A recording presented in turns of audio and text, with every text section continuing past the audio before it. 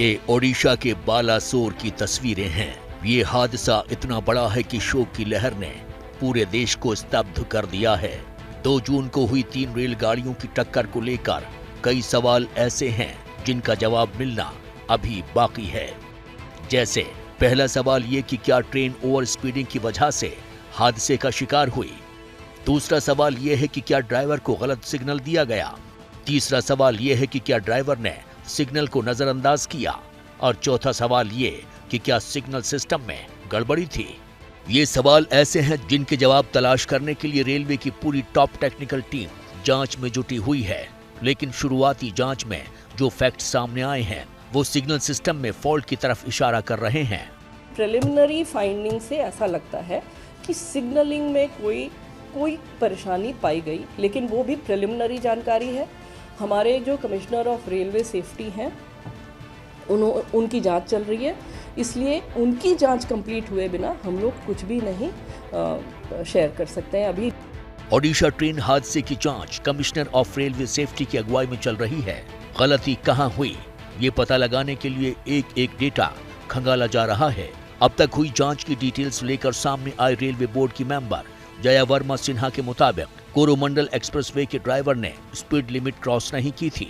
Driver साहब से जो बात हुई उसमें उन्होंने बताया कि उनको ग्रीन सिग्नल मिला था, उसने लाल पे सिग्नल नहीं पास किया, ना उसने ओवर स्पीडिंग की, and he was with in his speeding limits.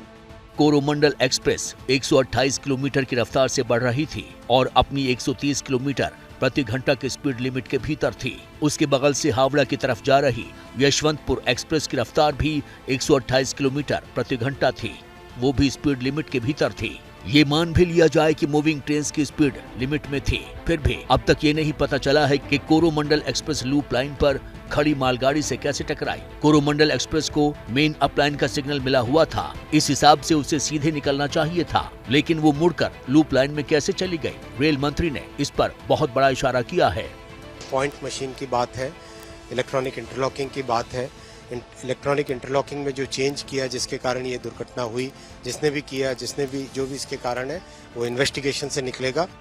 Rail मंत्री इलेक्ट्रॉनिक इंटरलॉकिंग सिस्टम में चेंज की बात कर रहे हैं, तो सवाल ये है कि क्या ये हादसा इसी वजह से हुआ। जवाब तक पहुंचने से पहले इलेक्ट्रॉनिक इंटरलॉकिंग सिस्टम को समझ लीजिए। ये इलेक्ट्रॉनिक और कंप्यूटर नेटवर्क को मिलाकर तैयार किया गया ऐसा सिस्टम है जिससे रेलगाड़ियों का ट्रांजिशन कंट्रोल किया जाता है। इलेक्ट्रॉनिक इंटरलॉकिंग सिस्टम ट्रेन की पोजीशन, स्पीड और दूसरे डेटा सिग्नलिंग सिस्टम को भेजते हैं। सिग्नलिंग सिस्टम उस ट्रेन की स्पीड और स्टॉपेज से जुड़े सिग्नल देता है। अभी बहस इस बात की छिड़ी हुई है कि क्या इंटरलॉकिंग सिक्योरिटी सिस्टम में कोई बदलाव किया गया जिसकी वजह से ये हादसा हुआ। इसको लेकर भी जब रिपोर्ट सामने आएगी उसके बाद ही तस्वीर जो है साफ हो पाएगी। लेकिन रेल मंत्री अश्विनी वैष्णव ने इस बात की ओर साफ इशारा किया है कि जो रूट कॉज है उसके बारे में रेलवे डिपार्टमेंट को पता लग गया और जल्दी इसकी जो रिपोर्ट है वो रेलवे डिपार्टमेंट को सबमिट होने के बाद जो दोषी है उन पर कार्रवाई की जाएगी। इस बीच हादसे की जांच सुप्रीम कोर्ट के जज से कराने की मांग को लेकर देश की सबसे बड़ी अदालत में अर्जी दे दी गई है। इस पर फैसला अदालत को लेना है, लेकिन ये सच है कि जब तक बालासोर ट्रेन हादसे का पूरा सच सामने नहीं आता तब तक हादसे के असली गुनाहगार की पहचान मुश्किल है।